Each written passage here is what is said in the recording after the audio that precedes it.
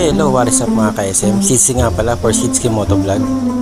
So dito, hindi tayo nakamotor dito. Hawak ko lang itong Insta360 using yung invisible stick natin. Ayan. So ito nga pala, generic lang yung Insta360 invisible stick na gamit natin. So marami namang nabibili niyan sa Lazada. So ito na yung Insta360 na gamit ko. Insta360 1RS. So yung nakakabit na mod sa atin is yung 360 nya. So nakikita nyo yung kuha is napaka clear.